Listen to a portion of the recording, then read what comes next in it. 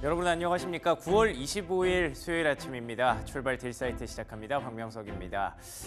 뉴욕 증시 최근의 흐름 뭔가 걱정이 없어 보이는 듯한 느낌입니다. 금리도 인하된 데다가 간밤에는 사실 소비자 심리 지수가 좀 부진하게 나오면서 불안한 모습이 나올 뻔했는데 거기서 이제 또 중국이라는 뜬금없는 이슈가 또 터지면서 중국 이슈 사실 어제 국내 증시에도 일부 영향을 줬었죠. 중국의 금리 인하를 비롯한 대규모 경기 부양책이 미국 증시에도 긍정적인 영향을 같이 불어다주는 모습이었습니다.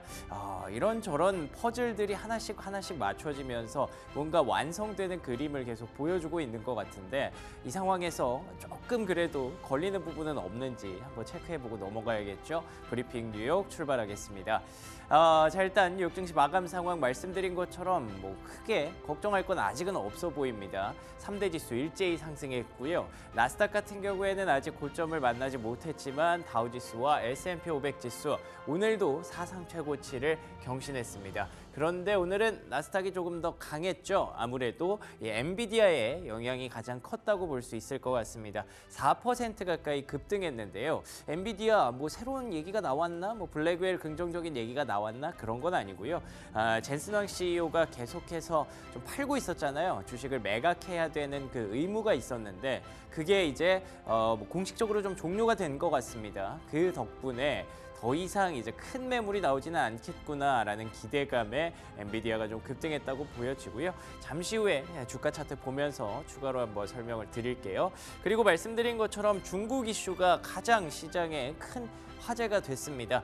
징둥닷컴을 비롯해서 알리바바 그리고 핀더더 같은 종목들이 급등했고요. 이 외에 중국의 경기가 살아난다면 긍정적인 영향을 받을 수 있는 종목들의 주가 일제히 상승하는 모습이 있었는데요. 잠시 후에 이 역시 특징주에서 체크해 보도록 하죠. 그리고 비자 같은 경우에는 왜 급락을 했냐면 두 가지가 걸렸습니다. 첫 번째로는 앞서 말씀드린 그 소비자 심리 지수가 좀 불안했던 것이 영향을 좀 줬던 것 같고요. 그런데다가 때 아닌 독점 우려가 또 퍼졌어요. 미국에서 비자가 너무 그 결제 시장을 독점하고 있다라고 얘기를 하네요. 하루 이틀 일이 아닌 걸로 알고 있는데 갑자기 이게 문제가 되면서 어쨌든 오늘 좀 기름을 부었던 그런 모습이었는데요. 그러면 이 얘기들 쭉 하나씩 체크해 보도록 하죠. 자, 첫 번째 체크 포인트는요. 말씀드린 것처럼 비자의 주가를 좀 끌어내렸던 미국의 소비자 신뢰 지수 한번 챙겨보도록 하겠습니다. 보시는 것처럼 98.7이라는 숫자가 나왔고요. 100선 밑으로 내려갔기 때문에 이게 또 아쉬운 그런 결과로 맞이하게 됐는데요. 예상치가 보시는 것처럼 103은 넘었었거든요. 100 위쪽에 있었는데 98.7까지 내려왔기 때문에 조금은 부담스러운 그런 소비 심리 지수가 됐습니다. 안 그래도 경기 둔화, 경기 침체를 걱정하고 있는 목소리가 좀 없지 않은데 지금 상황에서 약간 아쉬운 결과가 나왔다고 볼 수 있을 것 같고요. 세부적인 내용들을 좀 살펴봤거든요. 다음 장 넘겨주시면 이게 가계에다가 현재 심리가 어떻습니까? 라고 물어보는 거기 때문에 요 세부적인 지표들이 많이 나와 있더라고요. 그래서 그 가계, 그러니까 제가 말씀드리는 건 여입니다. 가계. 그 패밀리한테 물어봤대요. 지금 현재 재정 상황이 어떠냐라고 물어보는 건데 위에 파란색이 좋다라고 대답한 거고요. 밑에 검정색이 배드, 나쁘다라고 대답한 건데 지금 굿이 확실히 내려오고 있고 배드가 조금씩 올라가면서 이게 좀 만나고 있죠.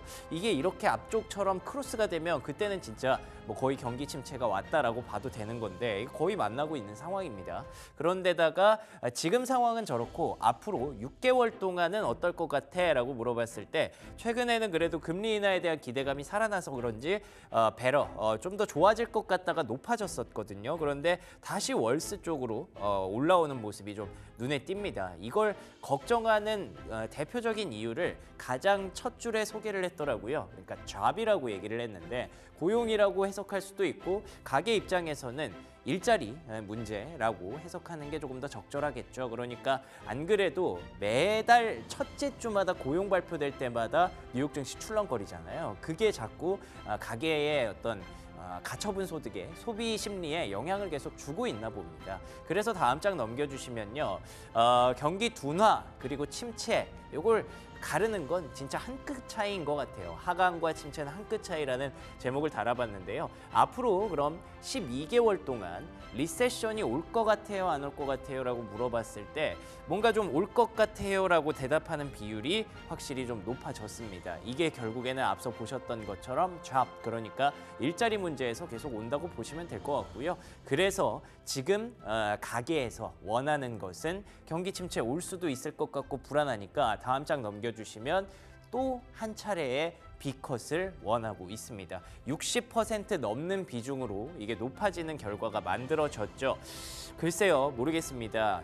9월에 B컷을 단행한 건 일단 시장이 굉장히 호재로 잘 소화를 해내고 있는 상황인데 이걸 보니까 또 사람들이 좀 욕심이 생기는 거죠. B컷 한 번 더 해도 되지 않을까? 그 B컷을 한 번 더 해도 4.25에서 4.5면 충분히 부담스럽고 높은 금리인데 앞으로 어차피 갈 거면 지금 빨리빨리 조금씩 하는 게 낫지 않을까라는 기대감으로 형성되고 있는 건데 이게 좋은 결과를 가져다 줄지 아니면 시장의 어떤 경기 침체 시그널을 다시 일으킬지 그 부분 또 앞으로 관전 포인트가 될 것 같고요. 그래서 다음 주로 예정된 고용 보고서 다시 한번 중요하게 보게 되는 그런 구간이 올 것 같습니다. 이게 첫 번째 체크 포인트였는데요. 여기까지 들으면 소비 심리 좀 안 좋고 경기 둔화 우려 일어났네라고 볼 수 있지만 다음 장 넘겨주시면요. 중국 이슈가 이 모든 걸 삼켜줬습니다.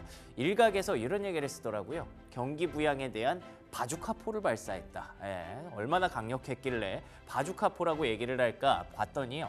지급 준비율을 일단 0.5%포인트 인하한다고 저 사람이 직접 얘기를 했습니다. 중국의 인민은행장이고요.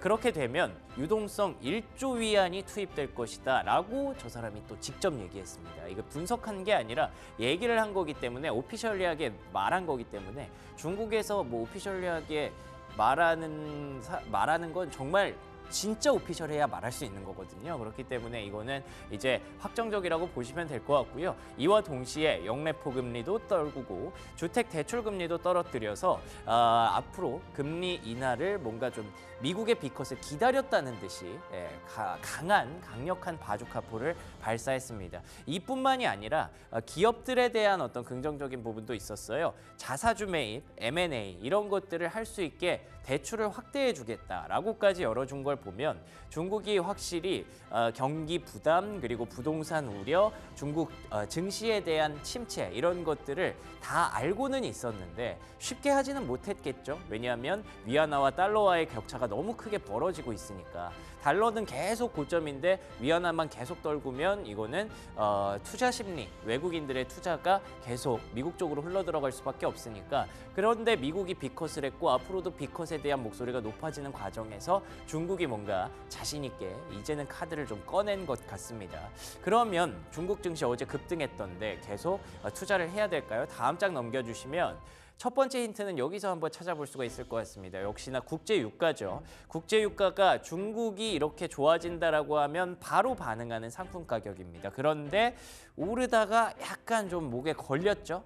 이 부분이 제가 좀 궁금해서 여러 가지 자료들을 좀 찾아봤거든요. 다음 장 넘겨주시면요. 중국이 이렇게 경기 부양에 대한 기대감이 높아지면서 iShares 차이나 라지캡 ETF, 그러니까 중국의 대형주들을 갖다 놓은 ETF, FXI라는 티커를 쓰고 있는데 이 지표가 어제 $30 위까지 올라왔습니다. 이렇게 급격한 급등이 나왔고요.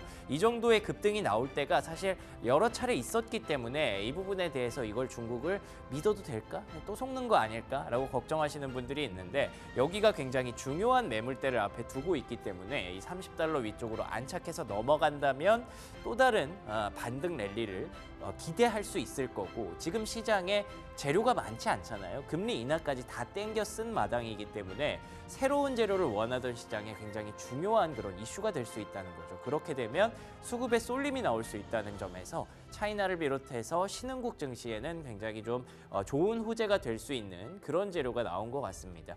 덧붙여서 여기 RSI 지수, 그러니까 과매도 과매수를 결정하는 그 지수가 70선을 넘어간다면 이게 같이 좀 엮여서 들어가는 거라서 두 가지 기억하고 계시면 될 것 같아요. FXI가 $30 위쪽에서 계속 움직이는지 그리고 RSI 지수가 70 위쪽으로 올라올 수 있는지 이 두 가지가 되면 새로운 또 신흥국 쪽의 어떤 모멘텀 모멘텀이 일어날 수 있다라는 점 체크하시면 좋을 것 같습니다.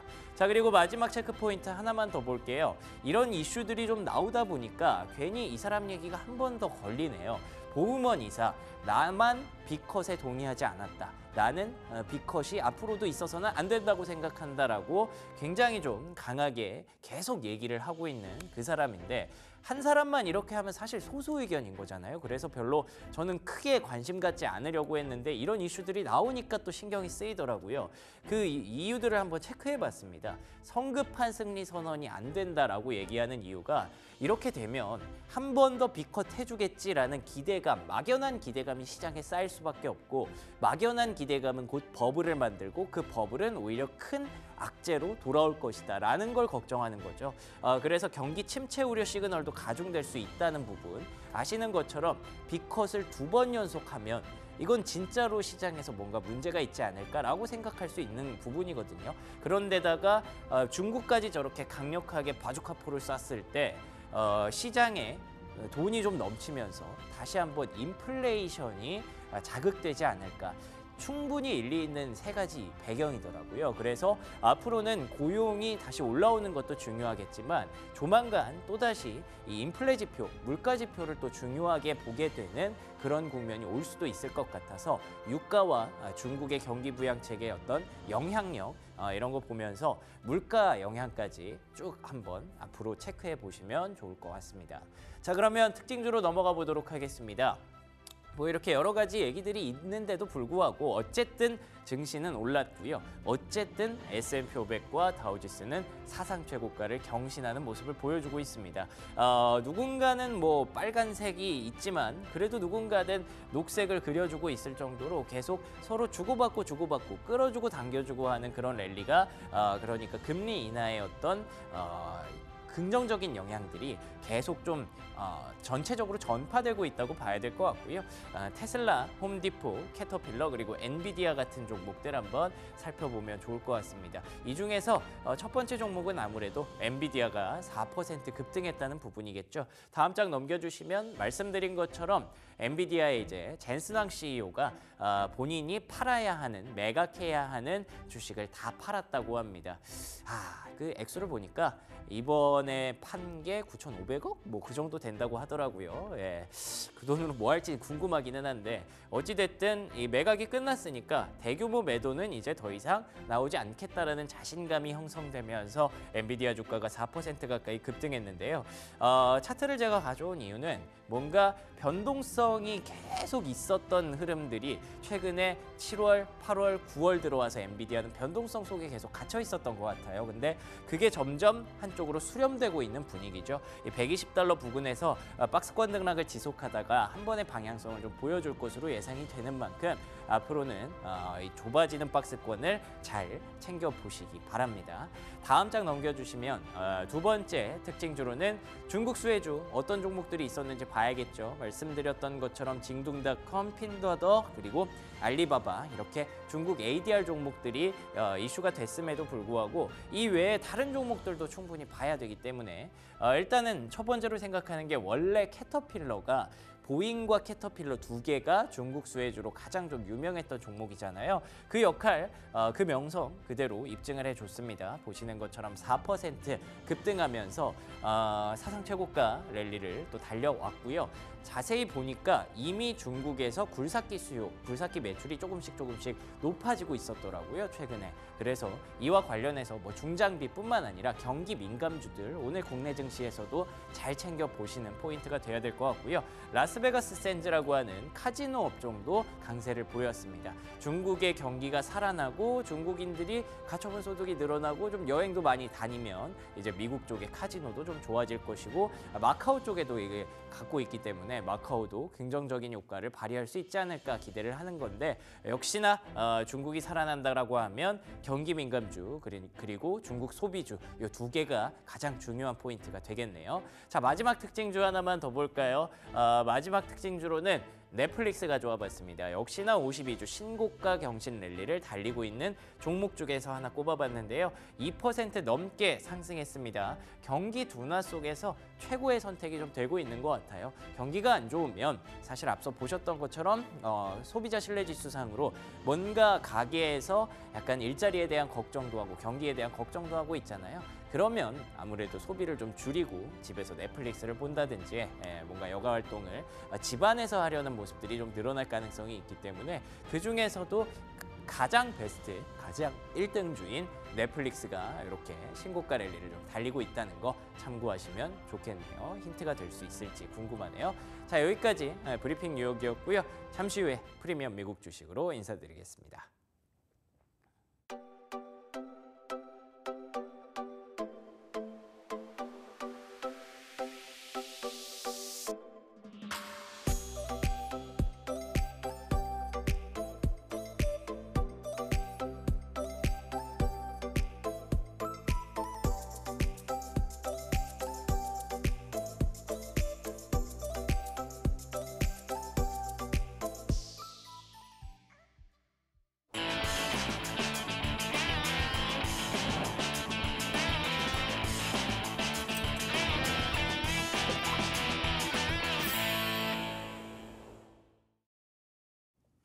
네, 글로벌 증시 마감 상황 정리해보고요. 오늘 국내 증시 전망 이어갑니다. 프리미엄 미국 주식, 오늘은 수요일이죠. US 스탁 성정모 연구원 화상으로 연결돼 있습니다. 연구원님 안녕하세요.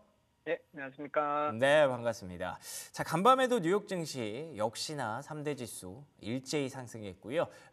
사상 최고치 랠리 이어가는 S&P 500과 다우 지수를 오늘도 확인했습니다.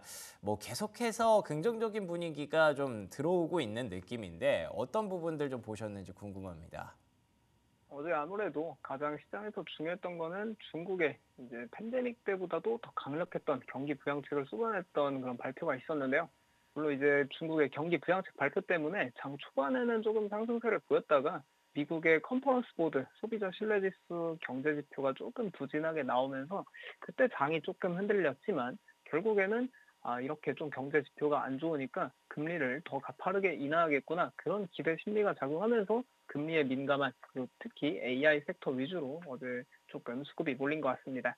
그래서 경제 지표 한번 살펴보면은 컨퍼런스 보드 소비자 신뢰지수가 지난 8월 달에 105.6 기록했는데 이번 달에 98.7로 급락하는 모습 보여주면서 2021년 8월 이후로 가장 큰 폭의 하락세 보여줬거든요. 그리고 이제 컨퍼런스 보드 소비자 신뢰지수의 세부 항목 보아도 일자리가 많다고 답한 소비자가 줄어들었고 일자리 구하기 어렵다 그렇게 답한 소비자가 증가하면서 조금 이제 고용 시장이 조금씩 더 힘들어지고 있는 걸 보이고 있다.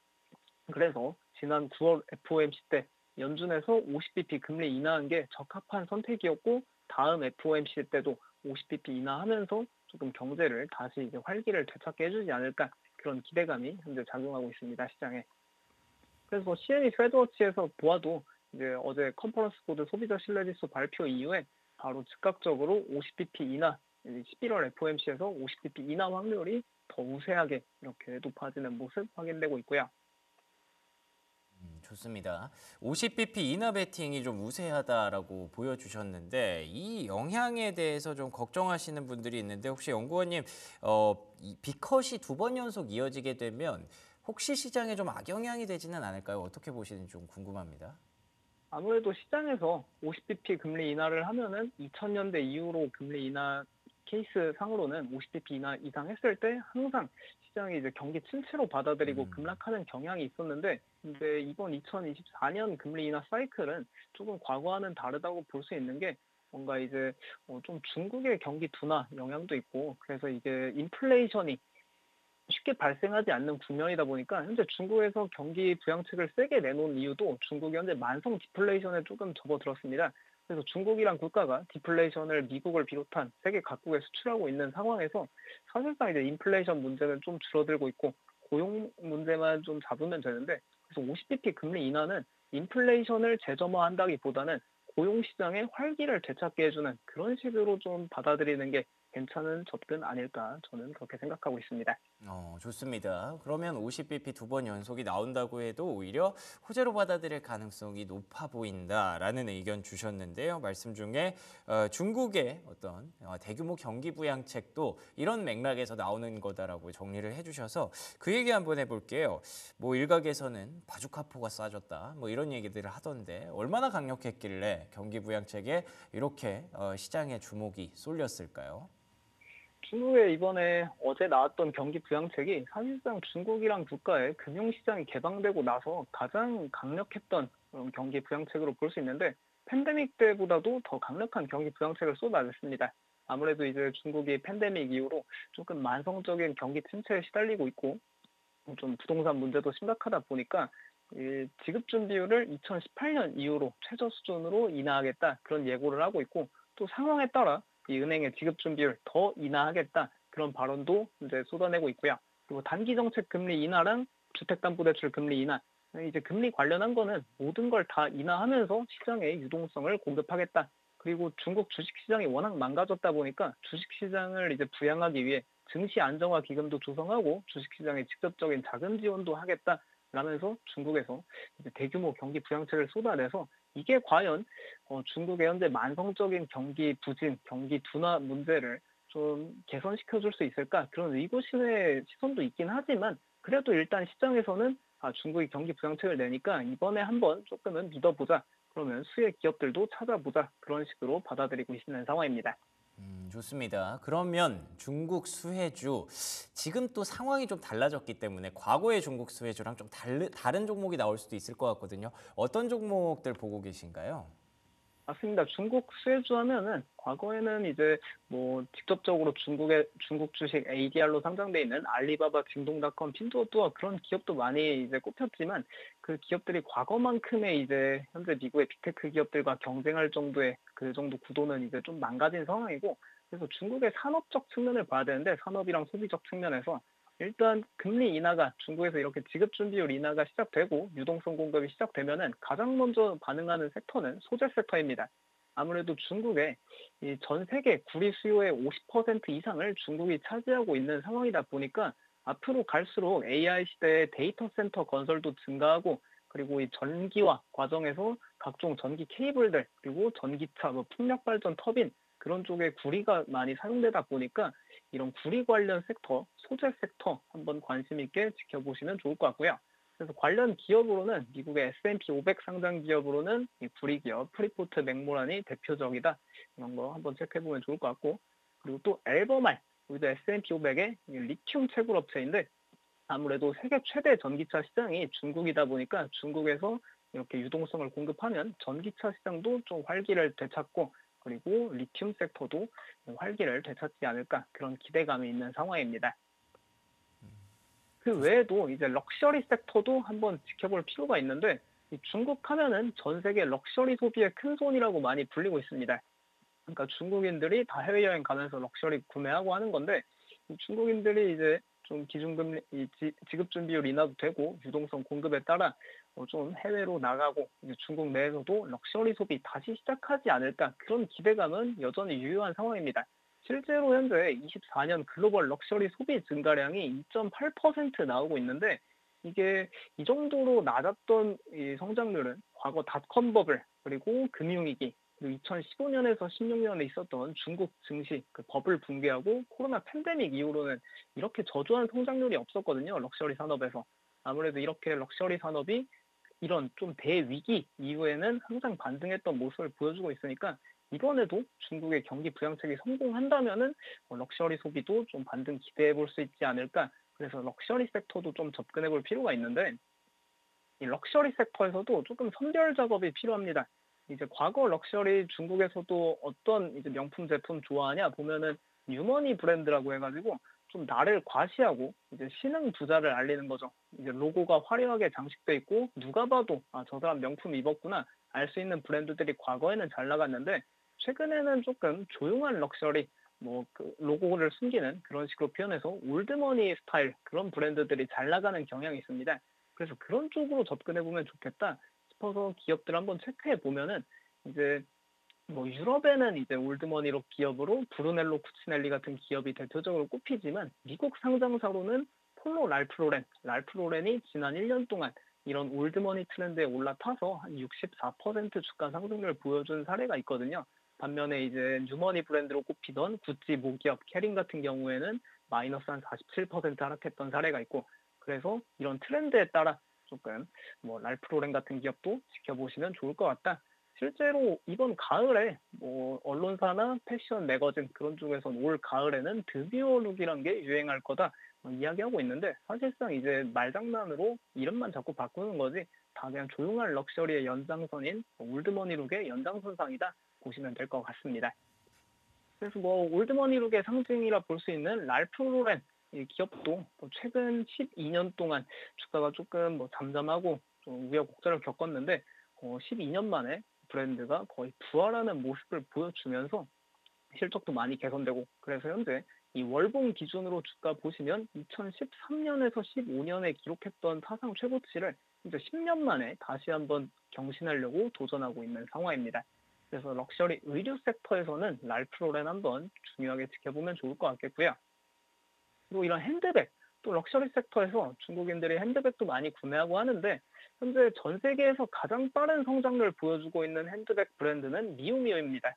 미우미우 같은 경우에는 이게 좀 독립 상장 기업은 아니고 그 홍콩 증시 프라다 그룹에 포함되어 있는 기업인데, 미우미우가 올해 1분기에만 매출 성장률 89%, 상반기에는 90% 성장하면서 명품 시장 현재 불황이다 하는데도 가파른 성장세 보이고 있거든요. 근데 그래도 혹은 미국 기업이 아니어서 투자하기 어렵다 할 수 있어서 미국 기업도 준비해 왔는데, 이 중국이 경기 부양책을 쏟아내더라도 뭔가 좀 소비 심리가 당장에 살아날 가능성은 조금 적다 볼 수 있습니다. 이 소비 심리라는 게 뭔가 이렇게 경기 부양책을 쏟아내고 한 3개월 정도 그렇게 시차를 두면서 나타나기 때문에 이게 좀 이후에 그 경기 부양 효과가 나타났을 때 좀 중국인들이 어떤 가방 구매할지 그런 것도 지켜보면 좋은데, 미국의 경기 침체 이후에 최근에 인플레이션 이후에 소비 트렌드를 보면은 가치 소비를 추구하는 경향이 있습니다. 약간 가격이 합리적인 명품, 에르메스, 루이비통, 샤넬처럼 엄청 비싼 거 말고 조금 접근 가능한 럭셔리 그런 브랜드를 많이 선호하고 있거든요. 그리고 또 Y2K 트렌드 해가지고 옛날 그런 레트로 트렌드가 다시 떠오르면서 옛날 이제 막 엄마 세대가 그런 쓰던 가방인 롱샴이나 코치 같은 브랜드가 좀 세계적으로 트렌드를 주도하고 있습니다. 그래서 여기 미국 상장사로는 접근 가능한 럭셔리의 대명사인 이 코치 모기업, 테피스트리 이런 기업도 최근에 조금 좋은 모멘텀 기대해 볼 수 있다. 실제로 구글 트렌드상으로도 코치 테비백이라는 가장 대표적인 가방 모델 인기가 크게 증가하고 있다. 이런 걸 보시면 좋을 것 같습니다. 테피스트리도 어제 약간 조금 주가가 저항선을 뚫고 올라가는 모습 보여주고 있고요. 네, 좋습니다. 명품의 어떤 트렌드도 좀 바뀌고 있군요. 중국의 어떤 올드머니, 드뮤어, 그리고 또 코치가 긍정적으로 영향을 줄 수 있다는 거 여러 가지로 좀 많이 배워가는 그런 시간이었던 것 같습니다. 이 외에도 또 추가로 볼만한 브랜드라든지 종목이 있을까요? 예, 아무래도 이런 뭔가 소재 섹터 그리고 럭셔리 섹터 소비 반등 그 외에도 또 주목해 볼 만한 중국의 경기 부양책에 따른 수혜 섹터가, 이 중국이 현재 경기 거의 침체라고 사실 봐도 무방한데 이런 경기 침체 와중에도 잘 나가는 브랜드들이 있습니다. 그런 쪽은 경기 부양책이 나왔을 때 더 강하게 잘 나갈 가능성이 높은데, 그 대표적 브랜드가 이제 아크테릭스하고 살로몬이라는 브랜드 갖고 있는 아머 스포츠입니다. 아머 스포츠가 특히 중국에서 매출 성장률이 정말 가파르게 나오고 있거든요. 중국 경기 침체라고 해서 나이키랑 좀 여러 가지 기업들, 에스티로더 같은 중국향 매출 비중이 높은 기업들 성장이 정체되고 있는데, 근데 여기 아머 스포츠 같은 경우에는 중국에서 매출 성장률 전년 동기 대비 50% 이상 성장세를 계속 이어가면서 경기 침체와 무관하게 중국에서 정말 잘 팔린다. 실제로 아머 스포츠 경영진도 중국 내 럭셔리 소비층이랑 여성, 젊은 세대 중심으로 브랜드 모멘텀이 강화되고 있다. 그런 코멘트 하고 있고요. 아크테릭스도 구글 트렌드상으로 보면은 실제로 인기가 현재 사상 최고 수준 계속 이어가고 있다 볼 수 있겠고, 여기 아머 스포츠가 아크테릭스 외에도 여기 살로몬이라는 브랜드도 갖고 있습니다. 네, 살로몬이라는 브랜드가 최근에 좀 전 세계적으로 러닝 인구가 증가하면서 막 한강공원이나 뭐 지방에서도 보면은 러닝하는 사람 정말 많이 증가하고 있는데 이 러닝 조끼를 그냥 일상복처럼 입는 스타일이 많이 좀 증가하고 있더라고요. 전 세계적으로. 실제로 뉴욕 포스트에서는 Z세대의 가장 핫한 액세서리가 된 러닝 조끼 이런 식으로 이제 제목을 기사를 달고 있는데 이 러닝 조끼 시장에서도 아머스포츠에서 갖고 있는 살로몬이 가장 대중적인 브랜드다 이런 것도 체크해 볼 수 있겠고 그리고 또 러닝 시대에 이렇게 뭐 살로몬도 신발 시장 적극적으로 진출하면서 신발 시장 모멘텀도 강화되고 있다 그런 거 체크해 보면 좋을 것 같습니다. 그리고 뭐 이 살로몬 신발 이런 게 조금 생소할 수 있는데 살로몬 신발에 대해 여기 패션 매거진 대표적인 세계적 패션 잡지인 보그에서 평가한 요소가 작년 2월에만 해도 아맘리에 소유해야 할 뭐 쿨키드 스니커즈 살로몬 신발이 있다 그런 식으로 표현했는데 올해 6월에는 살로몬 운동화 유행에 뛰어들 시간이다. 그러니까 유행이 1년 사이에 조금 많이 강화됐다 그런 식의 표현하고 있습니다. 그래서 뭐 이런 아크테릭스하고 살로몬 최근 브랜드 모멘텀 고려해서 중국 경기 부양책이랑 함께 아모스포츠 같은 기업도 당분간 주목해 보면 좋을 것 같다. 이렇게 접근해 보면 좋을 것 같고요. 좋습니다. 러닝 트렌드까지 요즘 핫한 브랜드들이죠. 아크테릭스, 살로몬 갖고 있는 아머 스포츠 확인해 봤습니다. 자, 그러면 오늘 연구원님께서 픽한 기업, 오늘의 미친 주식 어떤 기업일까요? 아무래도 또 러닝 이야기를 했다 보니까 러닝이랑 또 관련한 기업 하나 가져왔는데 요즘 달리기 하는 사람들 날씨도 좀 풀리다 보니까 정말 많아졌더라고요. 그래서 요즘 같은 러닝 인구 증가 시대에 수혜를 보고 있는 이 러닝 전문 스마트워치 기업 가민을 소개해 드리려고 합니다. 이 네, 가민 가민 어떤 하면은 기업인가요? 네. 가민하면 러닝뿐만 아니라 이 운동 좋아하시는 분들은 대부분 한 번씩 들어보신 브랜드인데 실제로 2024년 2분기 스마트워치 시장 점유율에서 애플, 삼성 이후로 이제 가민이 11% 차지하면서 점유율 3위 기록하고 있고요. 뭐 그리고 올 2분기에 전체 글로벌 스마트워치 출하량이 0.1% 감소했는데 그 와중에도 가민 스마트워치는 출하량 16% 증가하면서 점유율을 더 끌어올리고 있는 상황입니다. 가민 스마트워치 인기 증가하고 있는데도 아무래도 전 세계적으로 이제 러닝 인구 증가가 가장 큰 요인으로 꼽히고 있는데 최근에 러닝을 즐기는 사람들이 전 세계적으로 얼마나 많아졌는지 알 수 있는 대목으로 이 뉴욕타임즈랑 월스트리트 저널에서 러닝 클럽이랑 러닝 크루가 데이팅 앱을 대체하고 있다. 그러니까 데이트를 하고 싶으면은 이성을 만나고 싶으면 러닝을 시작해라. 러닝 클럽에 가라. 그런 이야기가 있습니다. 그래서 이런 러닝 클럽에 적극적으로 참여하는 사람들이 많아지면서 자연스럽게 애플워치보다 가민 스마트워치 같은 좀 러닝에 특화된 그런 전문 장비 찾는 사람들 많이 증가하고 있는 추세고요. 실제로 약간 러닝 매니아들한테서는 애플워치보다 가민이 최고다 그런 식으로 많이 꼽히고 있는 상황입니다. 그래서 구글 트렌드로 보아도 이렇게 가민의 대표적인 스마트워치 모델인 가민 포러너에 대한 관심도 사상 최고 기록하고 있는 상황이고요. 그래서 러닝 유행 점점 더 커지고 가민 가장 중요한 사업부인 피트니스 스마트워치 사업도 성장 가속화 나타나면서 매출 성장이랑 영업이익률 개선 동시에 일어나고 있다. 아주 긍정적인 상황이다. 한번 체크해 보시면 좋을 것 같습니다. 좋습니다. 가민에 대해서 한번 확인해 봤는데요. 러닝 트렌드 말씀해 주신 대로 뭐 한강뿐만 아니라 해외에서도 러닝이 정말 핫하다고 들었는데 가민의 스마트워치 얘기를 한번 들어봤습니다. 그래도 또 다른 스마트워치랑 비교했을 때 약간 또 뭐 약점이 좀 있을 수도 있고 투자 포인트가 좀 달라질 수도 있을 것 같은데 간단하게 한번 마무리 정리해 볼까요?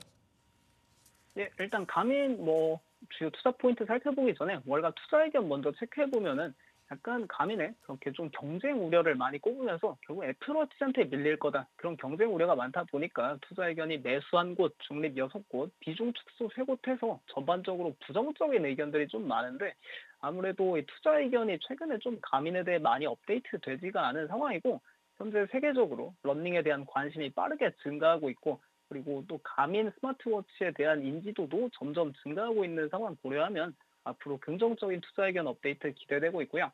그리고 월가 목표 주가도 아무래도 조금 현재가보다는 낮은 상황인데 앞으로 좀 긍정적인 투자 의견 업데이트와 함께 목표 주가도 상향되지 않을까 기대해 보면 좋을 것 같습니다. 그리고 가장 중요한 가민의 주요 투자 포인트는 이 2주 전에 애플에서 아이폰 공개 행사하면서 이 애플워치 시리즈 10도 같이 공개했거든요. 근데 애플워치 시리즈 10 공개되면서 약간 러닝 관련 기능 업데이트가 많이 기대가 됐는데 막상 나와 보니까 별로 애플워치 시리즈 9이랑 별반 다를 게 없는 상황이었고, 그리고 또 애플워치 울트라 3 그것도 나올 거라는 전망이 있었는데 애플워치 울트라 3도 출시 안 되면서 이런 좀 경쟁 브랜드들이 조금 뒤처지면서 앞으로 1년간은 애플이 더 이제 개선된 제품을 내놓지 않는 이상 앞으로 또 1년은 가민이 꽤 긍정적인 모습 보여주지 않을까 싶습니다. 좋습니다. 자, 오늘 이렇게 중국의 경기 부양부터 시작해서 중국에서 인기를 얻고 있는 브랜드들로 연결이 됐다가 러닝 관련된 기업들 여러 가지 좀 살펴보게 되네요. 확실히 연구원님과 대화를 하다 보면 요즘 트렌드를 좀 더 접근할 수 있는 것 같아서 참 도움이 되는 시간인 것 같습니다. 지금까지 US 스탁 성정모 연구원과 얘기 나눠봤습니다. 오늘 좋은 말씀 고맙습니다. 네, 감사합니다. 네, 이어서 국내 증시 전망으로 넘어가 보도록 하겠습니다. 브리핑 서울 최인 앵커와 함께합니다. 네, 브리핑 서울 함께하겠습니다. 전일 마감가부터 살펴보도록 하겠습니다. 전일 코스피 코스닥 장 막판에 강하게 힘을 내주면서 1%가 넘는 상승으로 마무리가 됐는데요. 코스피는 2630까지 튀어 올라갔고요. 코스닥은 767포인트, 전일 종가가 전일의 고가로 찍혀 있습니다. 외국인들의 팔자는 어제도 이어졌는데요. 그 매도 강도가 시간이 갈수록 좀 더 강해지는 모양새였습니다. 7천억 원 넘는 매도 역시나 전기전자, 그 안에서도 삼성전자 쪽으로 집중이 됐었고요. 구원투 수준은 최근에 기관이 거래소 쪽으로 7거래일 연속의 매수 들어와 주고 있고요. 금융투자 중심으로 물량이 좀 계속해서 유입이 되고 있습니다. 중국 증시가 환호를 했습니다. 상하이 종합지수가 4%가 넘게 급등을 했는데요. 지준율 인하 이야기가 나왔습니다. 0.5%포인트 올해 안에 인하할 거다. 그 시기를 좀 보고 있다라는 소식이 있었고요. 앞으로 뭐 주담대나 정책 금리도 추가적으로 좀 인하 랠리 펼치겠다라면서 그 유동성을 풀어서 긴급하게 시장을 살리겠다라는 그 발언이 나왔습니다. 아무래도 최근에 미국에서 빅컷이 단행이 됐다 보니까 디스인플레이션에 대한 그 공포 속에 칼을 빼어든 중국으로 보여지고 있고요. 이 같은 흐름 속에 간밤에 뉴욕 증시도 분위기가 좋았습니다. 특히 엔비디아가 강하게 튀어 올라가서요. 오늘 국내 증시 안에서의 반도체주들의 그 흐름을 좀 긍정적으로 살펴볼 수 있을 것 같습니다. 자, 어제 LG이노텍이 하락했습니다. 3분기 이익이 부진할 거다라는 전망이 나와주고 있는데 아이폰 16이 최근에 공개가 됐었죠. 기대 이하다라는 평가를 좀 지속적으로 받아갑니다. 판매량 자체가 좀 부진하게 잡혀가고 있고요.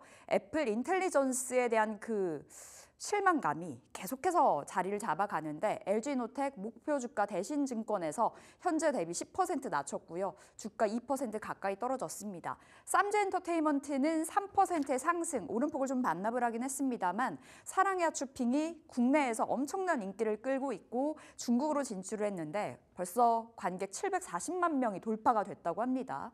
자, 어제장에서 신재생 에너지주들이 굉장히 강했는데요. 2차 TV 대선 토론 이후에 해리스 그 부통령 후보가 트럼프를 계속해서 좀 눌러가는 모양새 그려가고 있죠. 신재생주가 튀어 올라갔습니다. 지금 4%포인트에서 한 5%포인트까지는 계속 트럼프를 앞서고 있다라는 평가가 나와주면서 급등세, 신재생 그 안에서 태양광, 풍력주들의 흐름이 굉장히 좋았고요. 통신 장비 좋았습니다. 삼성전자가 인도의 통신사 3위, 보다폰 아이디어에 4G, 5G 통신 장비를 공급하게 됐다. 규모는 1조 원이다. 라는 소식이 전해졌고요. 이로써 인도 통신 3사 모두 다 5G 장비를 납품을 하게 됐습니다. 통신주들이 모처럼 이 장비주들이 튀어 올라갔고요. 인텔리안 테크가 9%, KMW까지 일제히 좀 시세가 나왔던 하루였습니다. 자, 그리고 어제도 시장 안에서의 주인공으로 또 자리매김했었던 쪽은 2차 전지였습니다. 진짜 2차 전지 좀 다르게 봐야 될까요? 테슬라의 상승, 그리고 최근에 호재가 계속해서 탄생을 하는 모양새입니다. 에코프로가 8%, BM이 6% 올랐고요. 무려 LNF가 11%, 전해질 관련주죠. 엔캠은 9%의 급등을 보였는데요. 좀 더 자세하게 2차 전지 풀어보도록 하겠습니다. 테슬라 흐름에 따라서 최근에 2차 전지가 동조화된 흐름을 보여주고 있습니다. 간밤에도 테슬라가 올랐거든요. 그 직전일에 테슬라가 5% 가까이 올라서 250달러가 돌파가 됐는데 투자은행 바클레이즈에서 테슬라 3분기 인도량이 47만 대 넘어설 거다라는 분석을 내놨습니다. 기존 예상치가 46만 대였는데 더 생각보다 잘 팔렸다라는 부분이겠죠. 그러면서 주가가 굉장히 많이 튀었고요. 이번 10월 2일에 이 인도량이 공개가 됩니다. 이에 따라서 어떠한 흐름 보여줄지도 좀 지켜보셔야 되겠고 10월 10일에는 로보택시가 공개 예정이기 때문에 이 일정들 잘 체크해 보셔야 되겠고요. 이제 미국 대선이 50여일 앞으로 남았습니다. 6주 앞으로 다가왔는데 트럼프, 지금 해리스가 조금 더 우세한 상황을 보여주고 있기 때문에 그 해리스 트레이드 중심에 서 있는 2차 전지 봐야 된다 쪽으로 귀결이 되고 있는 모양새입니다. 자, 그리고 어제 에코프로가 급등했었죠. 양극재 사업에 속도를 내고 있다라는 소식이 전해졌습니다. GM과 손을 잡고 앞으로 인니에서 양극 소재 밸류 체인을 구축하겠다라는 그 풀이 평가가 나와주면서 주가가 급등 나왔었고요. 포스코홀딩스는 이 주거래 은행, 우리은행 으로부터 자금 수여를 좀 받습니다. 1조 원을 지원받는다라는 소식. 지난해 11월에 광석 리튬 기반으로 한 그 수산화 리튬 생산 공장을 증설했습니다. 준공을 했고요. 현재 이 공장 만들어지고 있는데 완공이 된다면은 43,000톤의 이 수산화 리튬 양산이 가능하다라는 이야기도 나와주고 있습니다. 지금 진짜 이제 2차 전지 봐야 될 때일까? 원체 이제 악재가 많이 나왔었다 보니 그 악재는 좀 선반영이 돼서 우리는 지금 진입을 해야 될까? 그렇다면 또 어떤 종목이 괜찮을까? 잠시 후에 답변 받아보도록 하겠고요. 어제 장 마감 후에 코리아 밸류업 지수가 공개가 됐습니다. 그 베일을 벗었고요. 100종목이 공개가 됐는데요.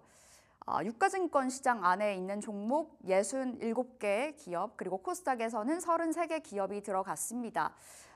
정보기술과 산업재, 헬스케어 순으로 좀 고르게 편입이 됐다라는 분석들 나와주고 있는데요. 생각보다 또 독특했던 건요. 코스피 200에 편입이 되어 있지만 편입이 되어 있지 않았던 종목들이 좀 편입이 됐습니다. 뭐 LX 세미콘, BH, 그리고 경동 나비엔 같은 종목들 들어갔고요. 그리고 예상했었던 그 종목들 있었죠. 밸류업이라는 키워드 달고 있었던 종목, 뭐 KT라든지 SK텔레콤, KB금융은 예상 밖으로 들어가지 못해서 어떻게 봐야 될까? 굉장히 의문이 커지는 시점입니다.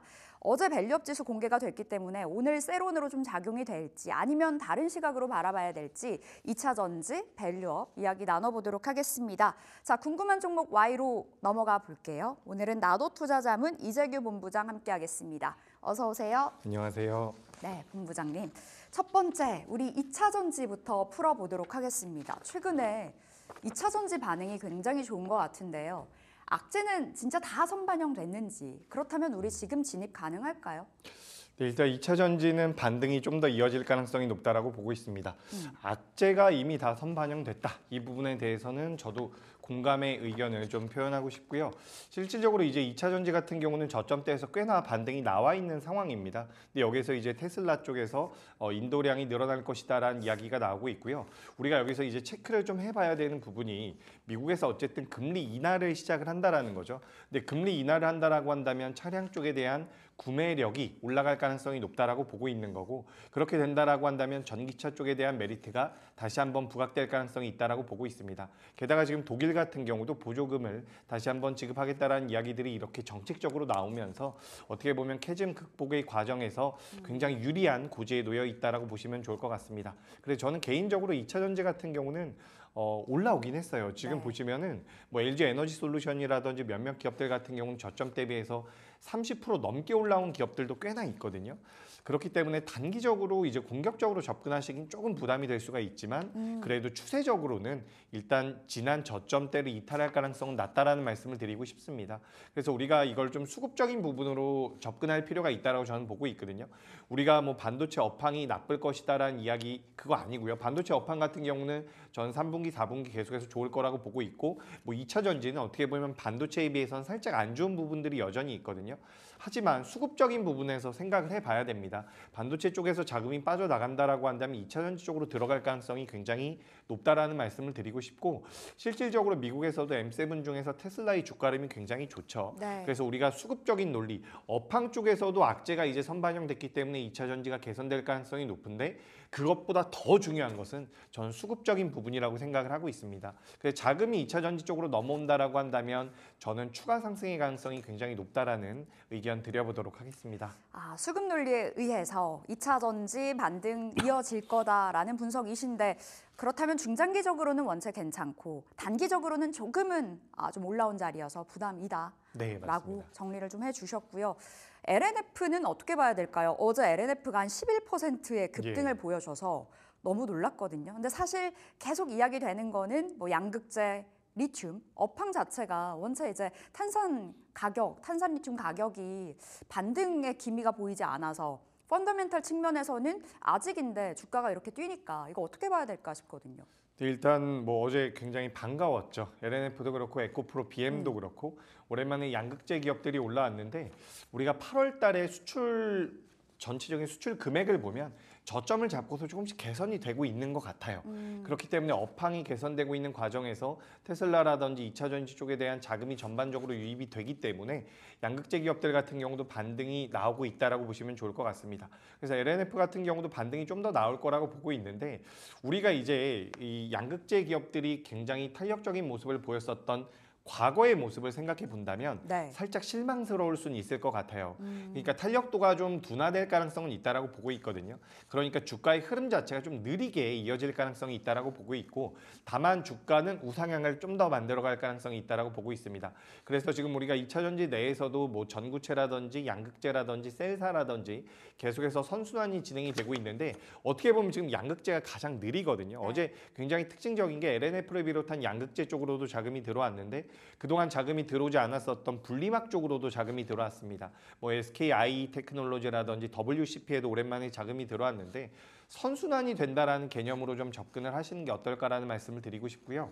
우리가 이제 LNF 같은 경우는 고점대에서 매수를 하신 분들 같은 경우는 지금 당장에 매도하실 이유는 전 없다라고 보고 있습니다. 네. 다만 이제 뭐 최근에 매수를 하셨거나 저점대에서 매수를 하신 분들 같은 경우는 조금씩은 뭐 챙겨보시는 것도 나쁘진 않을 것 같아요. 하지만 추세적으로는 우상향이 좀 더 이어질 수 있다라는 말씀 드리면서 소재단에서도 이제 선순환이 이어질 가능성이 높다라는 의견 드리도록 하겠습니다. 굉장히 뷰가 긍정적이신 것 같은데 그러면 궁금해요. 앞서 셀도 이야기해 주셨잖아요. 좀 상대적으로 올라간 셀을 볼까요? 아니면 추세적으로 그래도 이제 우상향을 그려갈 법한 양극재 쪽을 바라볼까요? 네, 일단 대장주는 셀이에요. LG 에너지 솔루션을 보시는 게 맞지 않나라고 말씀드리고 싶고요.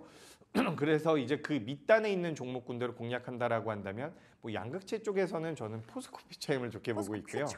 포스코 퓨처엠을 좋게 보고 있는 부분인데 만약에 탄력도를 고려해 본다라고 한다면 저는 개인적으로 우리가 이제 2차 전지 쪽에 대한 시장에서의 투자가 계속해서 이어지고 있었단 말이에요. 네. 그래서 양극재라든지 이제 공장에 대한 설비 투자가 지속이 됐었던 섹터보다는 네. 어떻게 보면 쇼티지가 나올 수 있는 쪽에 대해서 관심을 가져봐야 된다라고 생각을 하고 있거든요.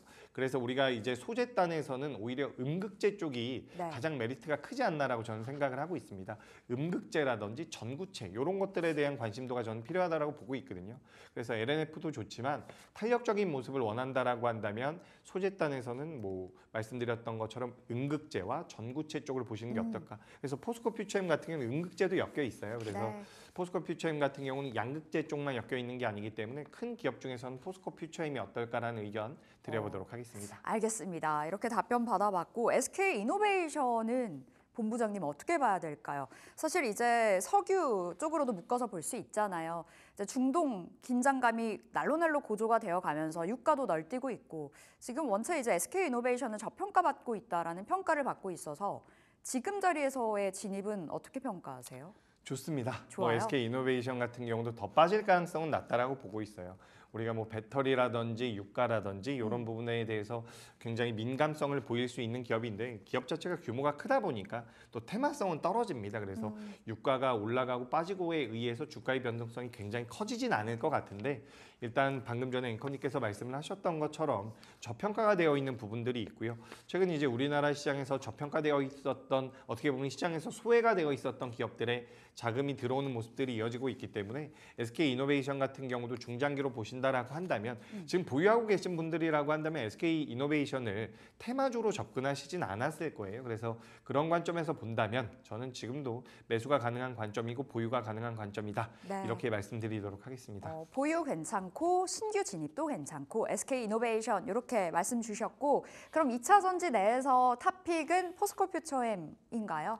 포스코 퓨처엠도 좋죠. 포스코 퓨처엠 같은 경우도 양극재와 음극재 쪽에 대한 수혜를 같이 받을 수 있는 부분이라서 매력적인데 이제 주가의 측면에서 우리가 어쨌든 주식 투자를 수익을 많이 내기 위해서 하는 거잖아요. 그래서 이제 타이트하게 좀 대응을 하실 수 있는 트레이딩 관점으로 본다라고 한다면 전 대주전자 재료가 어떨까라는 말씀을 드리고 싶습니다. 그래서 아까 전에도 쇼티지가 나올 수 있는 쪽에 대해서 관심이 필요하다라는 말씀을 드렸는데 그중에서 음극재 쪽 아까 전에 뭐 포스코 퓨처엠도 잠깐 말씀드렸지만 포스코 퓨처엠보다 어떻게 보면 이 음극재 쪽에선 좀 더 뛰어난 기술력을 가지고 있는 기업이거든요. 그래서 우리가 실리콘 음극재라고 이야기를 하고 있죠. 2030년도까지 연평균 50%대의 고성장을 이어갈 것이다라는 분석이 나오고 있습니다. 그래서 전 대주전자 재료 좀 눈여겨보시는 게 어떨까라고 말씀을 드리고 싶고요. 목표가는 13만 원 그리고 손절가는 9만 5천 원으로 이렇게 의견 드리겠습니다. 네, 대주전자 재료가 탑픽이었습니다. 어제 11만 원 뚫고 올라갔는데 13만 원 목표가 그리고 손절가는 9만 5천 원 확인해 보겠습니다. 자, 본부장님 밸류업 어제 지수가 공개가 됐습니다. 오늘 장에 대응이 중요할 것 같은데 예상 밖의 그 흐름이 있었어요. 뭐 우리가 예상했던 종목들은 들어가지 않았고 생각지도 못했던 종목들은 또 들어가 있고 밸류업 종목들 오늘 그럼 세론에 대비를 해야 될지 어떤 시각이세요? 네, 일단 별 영향이 없을 거라고 보고 있습니다. 그렇게 큰 네, 영향은 그러니까 이게 없다. 지수 발표가 나고 나서 100개 종목이 들어갔죠. 그래서 저도 좀 살펴봤는데 솔직하게 이제 개인적인 의견으로 이게 뭔가 좀 싶더라고요. 삼성전자랑 SK하이닉스가 들어가 있다라는 게 좀 당황스럽기도 했고요. 은행주들도 많이 빠져 있었고요. 그래서 좀 특징적인 부분들이 만들어야 되는데 그래서 만들기는 했는데 뭔가 시장에는 영향이 좀 덜하지 않을까라는 생각이 듭니다. 그래서 어쨌든 처음에 ETF가 만들어지면서 11월 달부터 자금이 패시브 자금이 들어온다라고 한다면 관련되어 있는 종목군들이 뭐 한 달, 두 달 정도는 변동성을 보일 수가 있겠지만 전 단기적으로는 그렇게 메리트가 그러니까 매도할 만한 명분도 아니라고 생각이 되고요. 그러니까 세론이 나올 명분도 없다? 세론도 아니고요. 매수 명분도 아닌 거라고 저는 생각을 하고 있거든요. 그래서 상당 부분 반영이 된 기업이 있거나 뭐 물론 중소형 기업들 중에서는 변동성이 좀 나올 수 있는 기업들도 있겠지만 사실 저는 좀 선뜻 와닿지 않는 지수의 종목 구성이었거든요. 이게 제가 좀 살펴보니까 배당 성향 같은 경우도 지금 코스피 200과 별 차이가 없어요. 그렇기 때문에 조금 이제 애매한 부분이 있다. 그래서 지금 이제 세론이냐 매수의 기회냐 뭐 이런 것에 대해서 고민하시기보다는 지금 이제 어쨌든 우리나라 증시가 굉장히 많이 밀렸다가 반등을 하고 있는 구간이기 때문에 오히려 종목에 대해서 집중을 해보시는 게 어떨까라는 말씀을 드리고 싶어요. 그래서 이 밸류업 지수와 관련되어 있는 것으로 종목을 접근하시기에는 조금 메리트가 떨어지지 않을까 이렇게 의견 드리겠습니다. 그럼 밸류업 안에서의 탑픽을 묻기에는 좀 그런가요? 밸류업 안에 오늘 그러니까 100개 종목 안에서의 탑픽을 골라본다면 꼭 밸류업이라는 키워드에 포커스 맞추지 않고 종목 있을까요? 그렇죠. 제가 좀 살펴봤는데 100종목을 다 보진 못했습니다. 네. 다 보고 말씀드리면 더 좋았을 것 같은데 그래도 지금 이제 시장에서 이 반도체 쪽에 대한 관심도가 여전히 있는 것 같아요. 그래서 제가 우리 방송에서도 반도체 쪽은 좀 보수적으로 보시는 게 어떻겠습니까라는 말씀을 많이 드려봤는데 이제 최근 들어서는 반도체가 그래도 저점대를 좀 잡아주고 있는 것 같거든요. 그래서 우리가 밸류업 지수에 포함이 되어 있는 기업 중에서 제가 반도체 쪽에서 하나 준비를 해봤습니다. 파크 시스템즈라는 기업이 있거든요. 그래서 이 기업 같은 경우는 지금 우리가 HBM과 엮이면서 변동성이 잘 나왔었던 다른 기업들과도 좀 다르게 어떻게 보면 파크 시스템즈 같은 경우는 지금도 주가 흐름이 좋거든요. 원자 현미경 쪽에 대해서 전 세계에서 글로벌 선두 기업이라고 보시면 좋을 것 같습니다. 업황에 대한 분석 자체가 조금 어려울 정도로 시장 규모가 크지가 않아요. 근데 그럼에도 불구하고 이 원자 현미경 쪽에 대해서 파크 시스템즈가 가지고 있고 시장에서 차지하고 있는 입지를 고려해 봤을 때 계속해서 성장할 가능성이 높다라는 말씀을 드리고요. 우리가 어쨌든 상세하게 자세하게 들여다보기 위해서는 그런 부분이 필요한 모든 산업에서 이 원자 현미경이 쓰인다라고 보시면 좋을 것 같습니다. 그래서 원래는 반도체 전공정 쪽에서 많이 사용이 됐었는데 네. 올해 하반기라든지 내년부터는 후공정 쪽에서도 사용이 될 가능성이 굉장히 높고요. 2차 전지라든지 바이오 쪽에서도 사용이 될 거예요. 네. 그렇기 때문에 파크 시스템즈 같은 경우는 제가 밸류업 관련해서 탑픽이라고 꼽고 있지만 실제로 기업이 가지고 있는 이 기술력 자체가 부각될 가능성이 굉장히 높다라는 거죠. 그런 관점에서 저는 이 파크 시스템즈 좀 보시는 게 어떨까라는 말씀을 드리고 싶고요. 주가도 이제 견고하게 움직임이 나오고 있습니다. 시가총액이 작은 기업은 아니에요. 하지만 시장에 많이 알려지지 않았고 현재 주가 흐름이 좋기 때문에 관심 가져보시면 좋을 것 같고요. 목표가는 22만 원, 그리고 22만 원. 손절가는 17만 5천 원으로 이렇게 의견 드리겠습니다. 22만 원이면 굉장히 후한 목표가가 아닐까. 올 한 해 갔나요? 22만 아니죠. 원. 22만 원이 지금 현재가 대비해서는 10% 정도밖에 아, 안 되는데 그래요? 22만 원을 넘어가면 더. 역사상 신고가입니다. 아. 그래서 제가 봤을 때 22만 원 넘어가면 더 갈 가능성이 높아요. 네. 그래서 그 다음에 더 올라간다라고 한다면 또 우리 방송 나와서 AS 드리도록 하겠습니다. 알겠습니다. 그 날을 기대해 보면서 파크 시스템즈 탑픽으로 22만 원 받아보겠습니다. 자, 이제 오늘장 전략 짧게 가볼게요. 오늘의 네. 한마디. 제가 앞서서도 잠깐 말씀을 드린 것 같은데 지금 시장이 반등을 지속할 가능성이 높다라고 보고 있어요. 물론 내일 아침에 내일 새벽에 나오는 마이크론의 실적에 따라서 우리나라 반도체 기업들이 어떻게 움직이는지 봐야겠지만 반도체 특히나 삼성전자와 SK하이닉스가 큰 폭으로 밀리지만 않는다라고 한다면 다른 업종들 같은 경우는 지금 주가 흐름이 괜찮거든요. 네. 제약바이오 어제 조정 받았다라고 하지만 장후반부에 아래꼬리 잘 달아줬고요. 2차 전지 같은 경우도 올라오고 있는 부분들이 있죠. 뭐 의료 AI라든지 여러 가지 종목군들이 저는 괜찮은 흐름을 만들어갈 가능성이 높다라고 보고 있거든요. 게다가 우리가 중국을 많이 잊고 지냈지만 중국에서 이제 지준율 인하 소식도 나왔죠. 우리가 실질적으로 아직까지도 미국보다 중국에 수출하고 있는 비중이 많다라고 해요. 그래서 중국 쪽에서 어쨌든 부양을 해준다라고 한다면 우리나라 기업들 같은 경우도 어제도 뭐 화학주들 많이 올랐는데 그런 기업들로 이제 자금이 좀 퍼진다라고 한다면 그래도 저는 반등세가 지속될 가능성이 높다라고 보고 있습니다.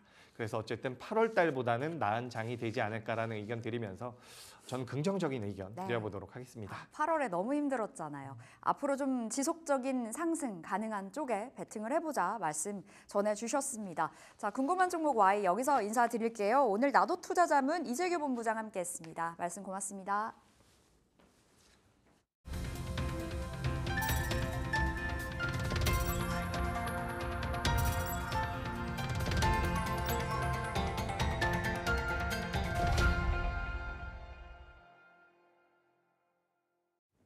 네, 오늘장 3픽 이어갑니다. 오늘도 수요일에 함께하는 SK인베스트 송가람 대표 모셔보겠습니다. 대표님 안녕하세요.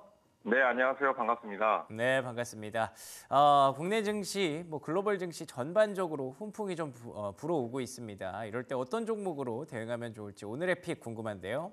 네, 오늘의 픽 2차 전지 중에서 전고체 배터리, 그중에서도 한농화성을 가지고 왔습니다.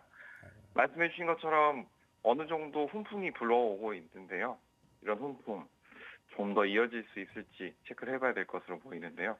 특히 국내 증시 같은 경우에는 어제 시장 상당히 좋은 흐름들이 나왔습니다.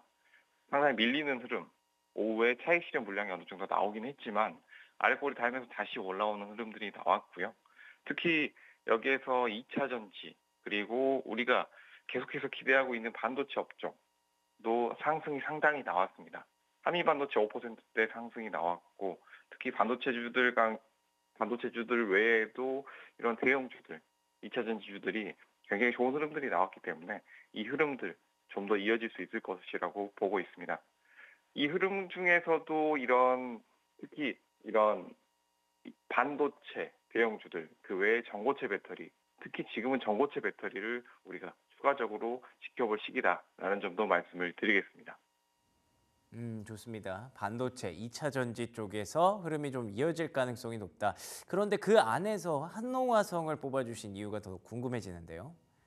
네, 한농화성을 뽑아드린 이유는 우리가 이런 대형주들, 흐름 이어질 것으로 보이지만 아직까지는 방향성이 확실히 잡히지 않았다라는 점에서 이번 시장에서 강했던 흐름, 여기에서 HBM 쪽, 그 외에도 여기 2차 전지 같은 경우에는 지금 이쪽으로 해서 강한 부분 우리가 체크를 해볼 필요가 있다고 보여지는데, 한농화성 같은 경우에는 리튬 금속, 고분자 전지용, 주책 과제, 특히 전해질 부분에 있어서 상용화 기술에 대한 기술력을 가지고 있고, 이쪽 전고체 배터리에 대한 전해질 개발 중이기 때문에 이 기술에 대한 이슈 이어질 수 있다라는 점 말씀을 드리겠습니다. 여기서 어제 시장 이슈가 있었던 건 꿈의 배터리로 불리는 초소형 전고체 배터리. 전고체 배터리 같은 경우에는 용량은 우리가 굉장히 크고 하지만 안정성은 높은 꿈의 배터리로 불리고 있죠. 그래서 이런 전고체 배터리가 고체로 대체되는 시기, 아직은 개발 초기 단계라고 할 수 있지만 이것들이 상용화될 가능성이 상당히 높다는 전망이 보여지고 있기 때문에 이 중에서도 이 기술력을 가지고 있는 한농화성 지켜볼 필요가 있다라는 점 함께 말씀을 드리겠습니다.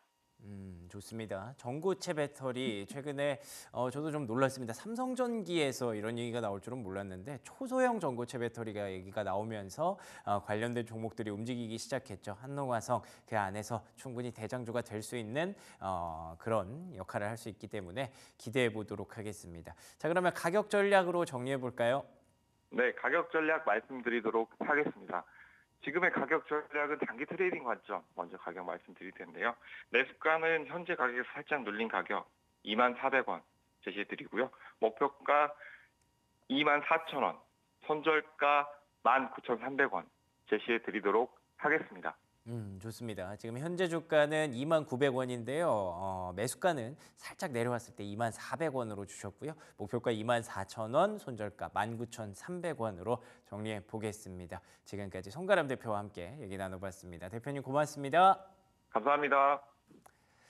네, 앵커의 픽으로 이어가겠습니다. 앵커의 픽은 오늘 아무래도 중국 쪽 얘기가 많더라고요. 그래서 중국 수혜주 중에 어떤 종목을 골라볼까 해서 CJ로 골라봤는데요. 중국 수혜주 하면 떠올리는 종목들이 여러 개가 있죠.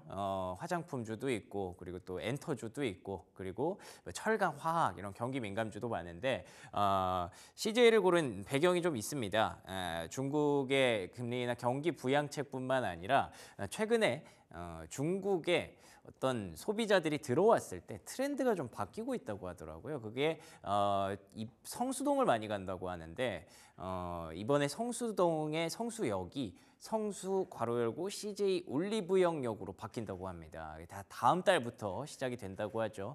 여의도역도 이제 여의도 괄호 열고 신한투자증권역 이렇게 바뀌었는데 성수동의 CJ 올리브영역으로 바뀌었다는 건 성수에 들어오는 관광객들의 올리브영으로 유치를 좀 더 가속화하겠다라는 의지가 보이는 것 같아서 기대를 한번 해봤습니다. 말씀드린 것처럼 유커들도 계속 바뀌고 있대요. 트렌드가 특히나 MG 유커들이 많이 들어오면서 틱톡으로 봤던 한국의 어떤 뷰티 콘텐츠 그리고 뷰티 크리에이터들이 어떤 제품을 쓰는지를 더 궁금해한다고 해서 올리브영으로 바로 찍고 가지 않을까라는 생각으로 CJ를 한번 잡아봤습니다.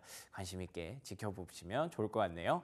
자, 그러면 이어서 AI의 픽으로 넘어가 보도록 할게요. AI도 아무래도 중국 수혜주 한번 AI가 궁금해한 추천한 중국 수혜주 궁금하시지 않은가요? 저는 궁금한데 한번 물어볼게요. 최근에 글로벌 증시가 중국의 대규모 금리 인하 정책과 함께 반등하고 있어 이럴 때 코스피에서 주목할 만한 종목 하나만 알려줘.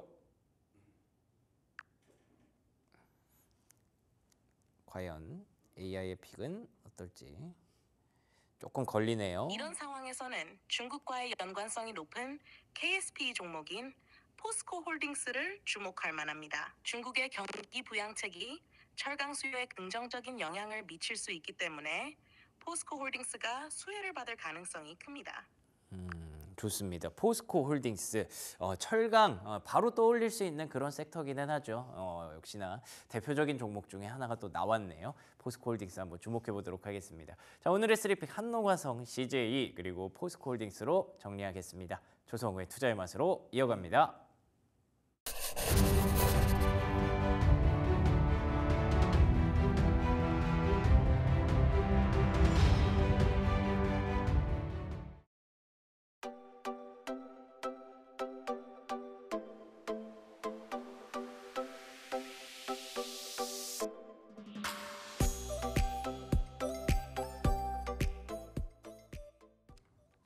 네, 조성호의 투자의 맛 함께하겠습니다. SK증권 영업부 PIB 센터 조성호 부장 나오셨습니다. 어서 오세요. 네, 안녕하세요. 네. 네, 부장님 어제 장 막판에 뒷심발이 좀 제대로 해주더라고요. 네. 그렇지만 뭐 장중에는 그렇게 녹록치는 못했던 네. 장이었던 것 같은데 그래도 중국에서의 그 부양책 공개가 되면서 네. 끌어올린 것 같거든요. 네. 시장 어떻게 보셨나요? 일단 어제 좀 장 초반하고 후반의 분위기가 좀 사뭇 네. 다른 그런 모습이었는데 일단 좀 화면을 보면서 해설을 해드릴게요.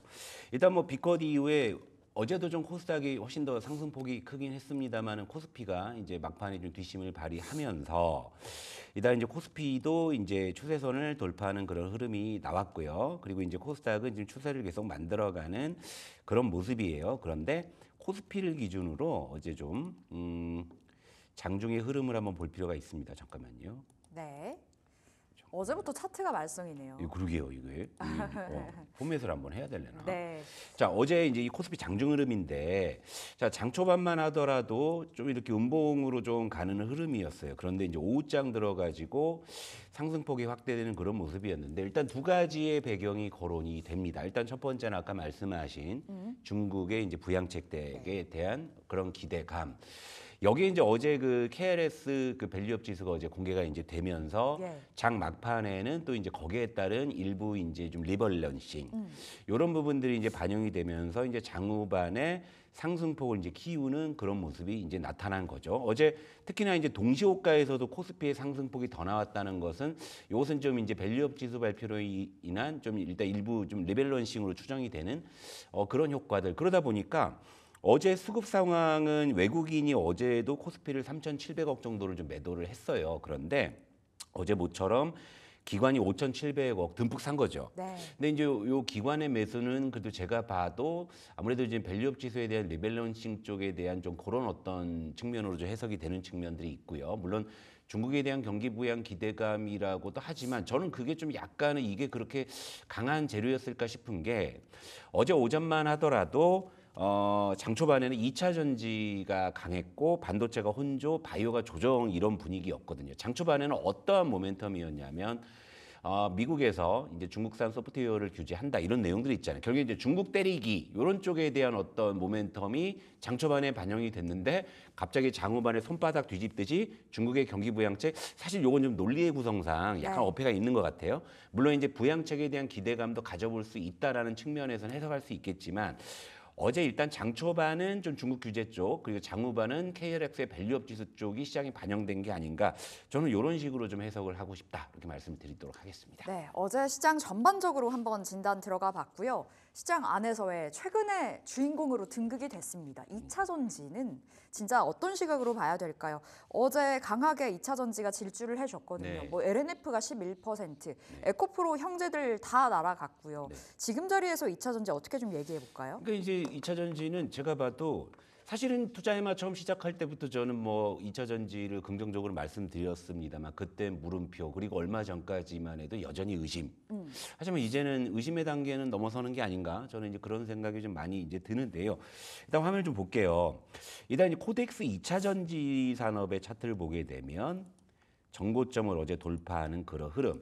ETF를 기준으로 말씀드린 이유는 군집성을 보기에 이것만큼 좋은 게 없거든요. 그러니까 이제 어제는 뭐 대형 셀업체부터 양극재, 뭐 전해질, 음극재 등등 2차 전지 그 전반에 걸쳐서 군집성이 굉장히 강하게 나온 하루였거든요. 그러다 보니까 이런 ETF가 장중에 5% 이렇게 이제 상승을 하는 그런 모습인데 이렇게까지 이제 추세가 좋은 이유는 이제 아까 서두에도 정리해드렸지만 어제 미국에서 사실상 중국산 차량의 수입 규제 거의 이런 정도 수준의 그런 네. 규제안이라고 시장에서 해석을 하다 보니까 자연스럽게 이제 K 배터리, 이제 K 전기차에 대한 수혜 기대감으로 연결이 되는. 그러니까 뭐냐면 아전인수하는 거죠.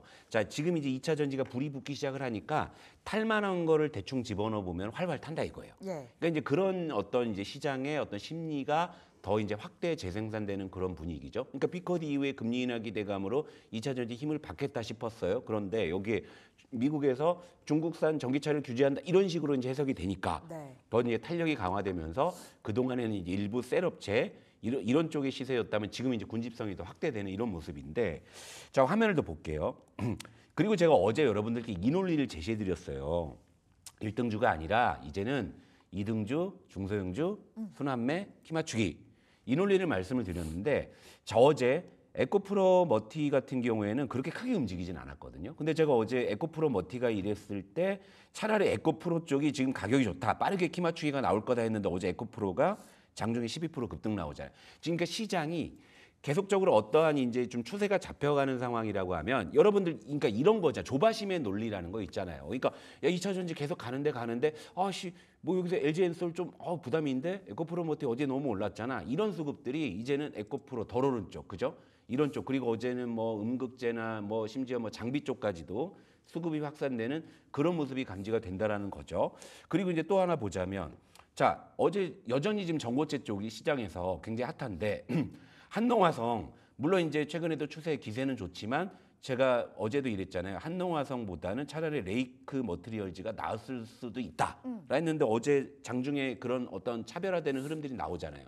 한농화성은 보합권에서 등락을 했는데 레이크 머티리얼즈는 장중 6% 정도 상승을 한 이런 흐름들. 그러니까 지금 되는 집안의 어떤 그런 그림으로 가는데 그 되는 집안에서도 이제 뒤늦게라도 뛰어드는 수급은 물론 뭐 이제 공격적인 사람들은 뭐 이미 이제 솟구쳐 있는 걸 따라가려는 심리들도 있겠지만 기본적으로 유동성이라는 녀석들은 제가 뭐라고 말씀드렸어요. 누가 물린 주식 구해주로 들어오지 않는다고 말씀드렸잖아요. 네. 결국엔 새로운 쪽으로 유입이 된다고 했을 때는 지금 2차 전지는 이등주, 중소형주, 키 맞추기 지금 이런 어떤 논리로 계속 전개가 되고 있다. 이렇게 좀 보시면 좋을 것 같습니다. 진짜 안 그래도 그 질문 드려보려 그랬어요. 최근까지는 업종 대표주를 봐야 된다라고 네. 강조를 주셨고 확실히 이제 그 온기가 확산해서 네. 전반적으로 군집성을 띠고 있는 모습인데 네. 여전히 그럼 오늘장에서도 남은 이번 한 주 네. 계속해서 이 시각으로 바라볼까요? 예, 지금은 그래야 될 것 같아요. 물론 어제 또 LG 엔솔이 힘을 내고 또 삼성 SDI도 힘을 냈지만 그 상승폭 자체가 이등주나 중소형주보다는 이제는 약한 거죠. 네. 하지만 추세는 잡아주고 있잖아요. 이렇다면 조금 더 이제 군집성이 확대될 가능성이 있는 것인데 자, 요 화면도 한번 볼게요. 자, 그러다 보니까 에코프로 그룹주 중에서도 키 맞추기가 나타나고 있죠. 그리고 이 종목은 위에는 LNF예요. 어제 급등을 했죠. 자, 밑에는 나노신소재입니다. 도저히 2차 전지 좋다고 하는데 왜 얘는 안 올라 했던 애들마저도 이제는 올라오기 시작을 한 거예요. 그러면 이제 이등주, 중소형주 키 맞추기 논리가 여전히 지금 진행될 수 있는 것이고 이제는 어쩌면은 이런 키 맞추기가 더 이제 좀 그 본격화될 가능성도 있다라고 보는 것이고요.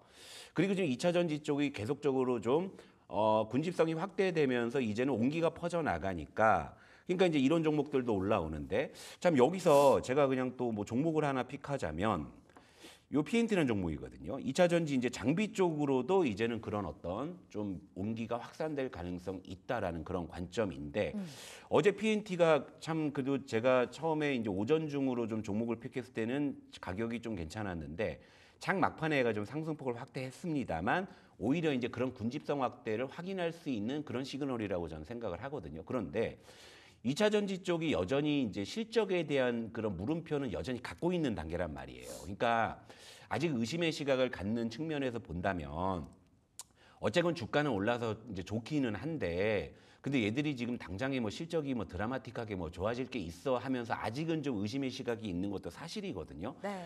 근데 이제 개중에 이제 PNT 같은 경우에는 지금 실적이 굉장히 좋습니다. 그러니까 3분기 영업이익도 전망치를 보게 되면 물론 이제 작년 3분기가 좀 안 좋았기 때문에 기저효과 때문에 좀 튀는 계산이 있긴 한데 전년 동기 대비해서 영업이익이 지금 6배 정도 올라오는 그런 이제 그림이고 전분기 대비해서도 지금 69% 정도 돌아서는 그러니까 2차 전지 쪽에 여러 가지 어떤 좀 섹터를 다 통틀어 봐도 예를 들면 셀, 양극재, 뭐 음극재, 뭐 전해질, 뭐 장비 다 통틀어 봐도 지금 PNT의 실적 기조가 굉장히 좋긴 하거든요. 660% YOY 기준으로의 근데 작년에 상승은 원체 대단하네요. 원체 안 좋아가지고 그런 거죠. 기저효과로요? 네, 기저효과니. 그래서 이제 전분기를 같이 제가 이제 곁들여 네. 드리는 건데 전분기 대비해서도 이제 이익 개선세가 좀 생각보다 좀 튀는 거죠. 그러니까 사실 PNT 수주장고 굉장히 많은 회사예요. 근데 그래도 이제 2차 전지 쪽에서 이러다 오르다 보면 또 이제 여러분들 뭐 무슨 얘기 나오겠어요. 이제는 좀 실적에 주목할 때 뭐 또 뭐 미리 얘기하자면 김치국 마시자면 또 옥석 고르기 얘기 나올 거 아니에요. 네. 그럼 미리 저기 옥을 잡아놓으면 되잖아. 그죠? 사실 10월부터 실적 시즌 예, 시작이다 그렇죠. 보니까. 근데 지금 이제 제가 아무리 2차 전지 쪽을 보더라도 지금 군집성을 갖고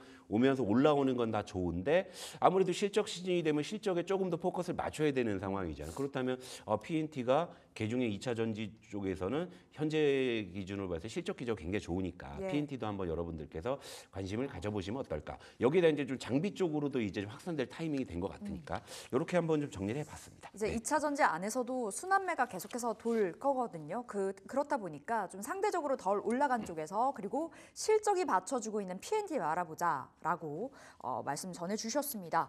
자, 신재생 어떻게 볼까요, 부장님? 어제 신재생이 굉장히 강했고 태양광, 풍력 뭐 너나 할 것 없이 너무 좋았는데 지금 해리스 후보가 트럼프 후보를 조금 앞서고 있는 상황이잖아요. 네. 계속해서 이어질까요, 신재생? 신재생이 어제 사실 올라간 배경은 2차 전지가 올라가는 그런 논리의 확대라고 보시면 돼요. 네. 그러니까 제가 이제 어제도 말씀드렸지만 지금은 뭔가 이제 확대 재생산을 하는 쪽에, 그러니까 추세가 좋은 쪽에서는 그런 작용들이 일어나고 있는데 일단 화면을 좀 보실게요. 어제 한화솔루션이 이건 지금 태양광 대장주죠. 이거 장중에 11% 올랐죠. CS윈드는 원체 2분기 어닝 서프라이즈가 나와가지고 지금 신재생 중에서 가장 추세가 좋은데 어제 이제 장중에 6%인데 최근에 추세가 여전히 계속 좋은 상황이잖아요.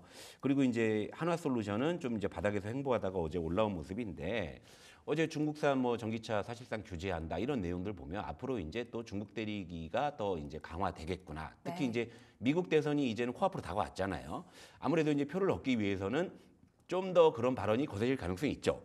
그러다 보면 이제 이런 쪽에 자연스럽게 이제 그 기대감이 모일 수 있는 것인데 사실 신재생이 그동안 이제 미국 대선 구도를 보게 되면은 해리스가 여전히 우위를 계속 지속하고 있으면서도 힘을 못 받았던 측면들이 있었는데 여기에 중국 규제라는 게 붙으니까 이제 더 이제 힘을 받는 그런 모습이 되는 거죠. 그러다 보니까 신재생 쪽은 뭐 이래저래 조금 뭐 아전인설 하더라도 지금은 좀 이제 좋은 분위기가 되지 않았나 좀 이렇게 좀 정리해 볼 수 있겠습니다. 네. 이제 대선까지 한 50여일 앞으로 남았더라고요. 네. 6주. 진짜 11월 멀기만 했었는데 코앞으로 다가왔기 때문에 지금 이 시점에서 해리스 트레이드 그 중심에 있는 신재생도 계속해서 지속적인 확인이 필요할 때인 것 같습니다. 그렇다면 부장님, 신재생 에너지주 지금 들고 있지 않다면 네. 뭐 혹은 들고 있다면 네. 어떠한 대응이 맞을까요? 그러니까 여러분 시장을 관통하는 제 지금 현재 전략상의 핵심 키워드는 뭐냐면 네. 이등주, 중소형주, 키 맞추기. 그냥 이 공식을 한번 집어넣어 보세요.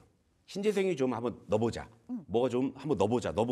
근데 요즘엔 거의 그런 트렌드가 잘 맞아. 2차 전지가 지금 가장 그런 쪽이 잘 맞아요. 들어맞고 있는 이런 모습인데 화면 보실게요. 자, 이등주, 중소형주, 키 맞추기 논리로 신재생을 한번 또 들여다봤을 때 힌트가 있을 것 같은데요.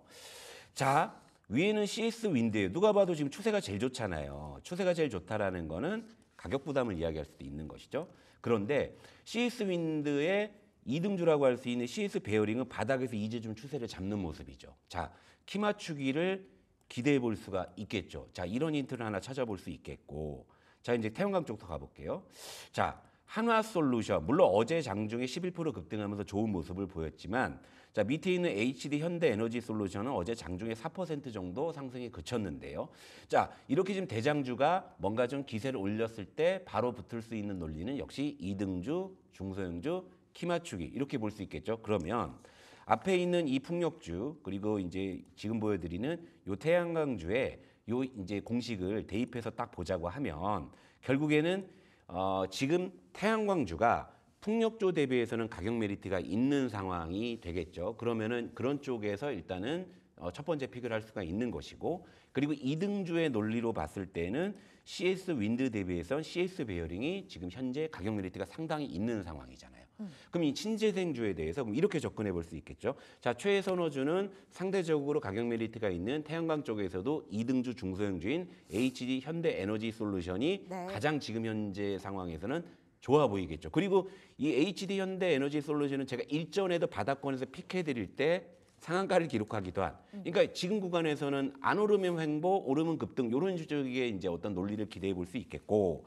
그리고 차 선호주로는 CS 윈드에 이렇게 추세가 좋으니까 야 베어링이 너무 안 올랐는데 네. 그죠? 이런 식의 논리를 적용해 볼 수 있겠죠. 그래서 신재생 쪽에서는 지금 관심 종목으로는 1픽으로는 현대에너지 솔루션, 그리고 이픽으로는 CS 베어링 이렇게 좀 보시면 괜찮을 것 같습니다. 여러분 세 가지 키워드를 기억을 해보셔야 되겠습니다. 이등주, 그리고 중소형주, 키 맞추기. 이 논리로 지금 계속해서 향해서 가고 있고 그 중심에는 2차 전지가 있고요. 앞서 말씀 주셨던 최선호주, 차선호주 가져가 보겠습니다. 자, 여기에 맞춰서 본다면 음식료도 마찬가지일 것 같아요. 확실히 이제 음식료 쪽으로 소외주였었던 건 아니죠. 네. 상반기에 원체 좋았었다 보니까. 근데 다시 한번 올라가더라고요. 그러니까 사실은 상반기에는 이제 음식료라고 안 하고 K푸드라고 했는데 이제 하반기 들어서 이제 조금 기세가 꺾이니까 K푸드는 뭔가 좀 핫할 때 좀 많이 등장하는 키워드고 이제 지금은 그냥 뭐 드라이하게 음식료로 봐야 되겠죠. 자, 일단 차트 한번 보겠습니다. 자, 삼양식품이 최근에 이제 다시금 좀 반등을 해요. 9월 현재 지금 8% 정도 올라가면서 다시 좀 추세를 올렸고요. 그리고 밑에 종목은 오리온인데 일단 좀 바닥권에서 좀 추세를 잡는 모습인데 음식료의 좀 주요 종목들을 보니까 이번 달에 그래도 시장 수익률을 좀 상회하고 있는 이런 이제 모습들이 감지가 됩니다. 그래서 음식료가 그래도 조금 이제 반등하는 그런 모습을 좀 보여주고 있는데 요 배경을 보자고 하니 일단은 그래도 3분기 어닝 시즌을 앞두고서 이런저런 전망을 보게 되면 그래도 음식료 쪽은 지금 실적이 괜찮을 것으로 전망이 되기 때문에 아무래도 좀 뭐 실적 시즌을 앞두고서 좀 실적 전망이 괜찮은 쪽에 대해서는 아무래도 좀 저가 매수세가 유입이 될 수 있지 않나 이런 정도로 일단은 좀 해석을 해볼 수가 있을 것 같아요. 알겠습니다. 저가 매수세가 좀 어느 정도 고가 대비해서 좀 많이 눌려 있다 보니까 그렇게 계속 유입되는 모양새. 그렇다면 음식료주 지금 자리에서 접근한다면 어떠한 전략으로 들어가 볼까요? 근데 사실은 음식료는 제가 개인적으로 예전부터 그렇게 크게 뭐 매력을 느끼는 맞아요. 섹터는 사실 아니었는데 근데 이게 왜 핫해졌냐면 뭐 불닭볶음면으로 대변되는 삼양식품 그리고 뭐 이제 냉동 김밥 뭐 이런 걸로 해가지고 그런 어떤 키워드 때문에 사실 올랐던 측면들이 컸지 전체적으로 그렇다고 뭐 음식료의 뭐 업황이나 성장세가 좋았느냐라고 봤을 때 물음표가 좀 있는 거였잖아요. 그리고 과거에 상반기에도 음식료 쪽 올라갈 때도 올라가는 것만 올라갔지 안 오르는 애들은 안 올라갔단 말이에요. 그런데 3분기에 실적 전망이 좋다고 해가지고 주요 음식료 종목 한 5개 정도 제가 좀 3분기 좀 이익 추정치를 좀 제가 정리해서 갖고 왔어요. 요걸 한번 보면은 그래도 그중에 좀 힌트가 있다라고 보는데요. 자, 대장주인 CJ 제일제당 그리고 이제 맨 아래에 있는 대상 정도만이 전년 동기 대비 전분기 대비해서 두 자릿수 이상 지금 실적이 좋아지는 걸로 그렇게 전망이 나타나고 있고 상반기에 불닭볶음면으로 핫했던 삼양식품은 오히려 지금 전분기 대비해서는 감익 전망입니다. 이런 상황이고요. 자, 오리온도 이제 전분기 대비해서는 좋아지는 부분, 뭐 농심도 전분기 대비해서는 좋아지는 부분인데 전년 동기 대비와 전분기 대비해서 그래도 좀 두드러지는 실적 좀 이 성장이 기대되는 쪽은 CJ 제일제당과 이제 대상이에요. 이런 이제 상황인데 그렇다면 여러분 생각해 보세요. 제가 요즘에 이제 시장의 핵심 공식은 이등주, 중소형주, 키맞추기라고 했을 때 그렇다면 현재 시점에서 CJ 제일제당이 탑픽이 아닐 수 있겠죠. 그렇죠. 그렇다면 여기서 이제 우리가 뭘 픽해야 될지 보게 되면 물론 삼양식품이 뭐 상반기에 영광을 되찾았으면 좋겠지만 허니버터칩도 그랬고요. 나가사키 짬뽕도 그랬고 결국 유행 지나면 아무도 안 찾아요. 그죠? 그러니까 저는 그래서 이제 삼양식품에 대해서는 그렇게 매력을 못 느끼는데 자, 요 차트 한번 보게 대상입니다. 대상 한번 볼게요. 자, 대상은 이익 추정치도 지금 상당히 좋은 상황이고요. 주가도 충분히 조정을 좀 받았기 때문에 굉장히 좀 맛이 순해요. 순한 상황이기 때문에 대상이 오히려 지금 상황에서 좀 다크호스. 그러니까 시장에서 말씀드리는 이등주, 중소형주, 순환매 이런 관점에서도 좀 좋아 보이고 그리고 이익 추정치도 현재로서 음식료 중에서 가장 좀 이제 두드러지는 그런 이제 모습이거든요. 그렇기 때문에 저는 뭐 음식료 주기에서 하나 꼽자면은 지금 현재 시점에서는 좀 대상을 말씀드리고 싶고요. 그리고 음식료는 제가 좀 전제를 드리자면 어디까지나 3분기 실적 시즌까지만 유효하다고 봅니다. 왜냐? 음식료가 사실은 성장 산업이 아니에요. 그런데 음식료가 최근에 실적이 좋았던 이유 중에 대표적인 거는 러시아 우크라이나 전쟁으로 촉발된 인플레이션. 네. 인플레이션 때문에 곡물가가 치솟았잖아요. 그때 음식료 업체들이 다 가격 인상해 버렸어요. 근데 그 뒤로 이제 곡물가가 이제 많이 떨어졌잖아요. 그러다 보니까 이제 원가가 이제 떨어지니까 마진율이 확 좋아진 거예요. 그러니까 음식료 이제 섹터는 최근에는 그런 어떤 이제 효과들 때문에 지금 사실 이익이 좋아지는 구간이기도 합니다만 이 약발이 언제까지 갈지에 대해서는 사실 물음표가 있는 거죠. 왜냐하면 현재 기조로 가더라도 앞으로 실적 성장세는 둔화될 수밖에 없는 논리잖아요. 그렇죠? 그렇기 때문에 음식료 같은 경우에는 3분기 실적 시즌까지만 저는 유효하다는 관점을 말씀을 드리고 네. 그중에서 그래도 실적 개선세나 가격 메리트를 봤을 때는 현재로서는 대상이 제일 괜찮아 보인다. 이렇게 네. 좀 정리해 드릴게요. 앞으로 좀 올라갈 자리가 좀 더 룸이 열려 있는 대상 말씀 주셨고 뭐 원체 삼양식품 엔비디아보다 올 한 해 많이 올랐잖아요. 그렇다 보니까 지금은 매운맛으로 평가를 주셨습니다. 자, 오늘장 전략 짧게 이야기해 볼게요. 예, 또 간밤에 일단은 어제는 테슬라가 급등해서 2차 전지 쪽에 좀 훈풍을 밀어넣어 줬는데 오늘은 또 이제 간밤에 엔비디아가 또 급등을 했죠. 그런 논리라면 장 초반에는 또 이제 반도체 쪽이 힘을 받을 가능성은 있다고 봅니다만 일단 지금 현재 마이크론 실적하고 이게 지금 나왔을 텐데요. 이게 좀 어떻게 되는지 한번 봐야 될 것 같긴 한데요. 일단은 이제 오늘은 좀 반도체 쪽에 좀 힘을 받는 좀 그런 하루가 아닐까 싶은데, 근데 전체적으로는 결국에는 코스닥 이 중소형주 쪽이 지금 상대적으로 강한 모습이기 때문에 오히려 좀 저는 반도체 대형주 쪽보다는 중소형 반도체 쪽이 조금 더 좀 강한 모습을 보이지 않을까라는 그런 생각을 좀 하고 있기 때문에 여러분들 이제 그런 쪽에 오늘 좀 포커스를 맞춰서 보시면 좋을 것 같습니다. 원체 많이 빠졌죠. 반도체 소부장 네. 쪽으로 오히려 오늘은 온기가 더 강하게 확산될 거다라는 전망에서 이렇게 답변 마무리해 보도록 하겠습니다. 자, 오늘 조성우의 투자의 맛, 지금까지 SK증권 영업부 PIB센터 조성우 부장 함께했습니다. 말씀 고맙습니다. 네, 출발 딜사이트 1부 여기서 마치도록 하겠습니다. 이어지는 2부에서도 여러분들 기다리고 있을게요. 1부 끝까지 함께해 주신 여러분 고맙습니다.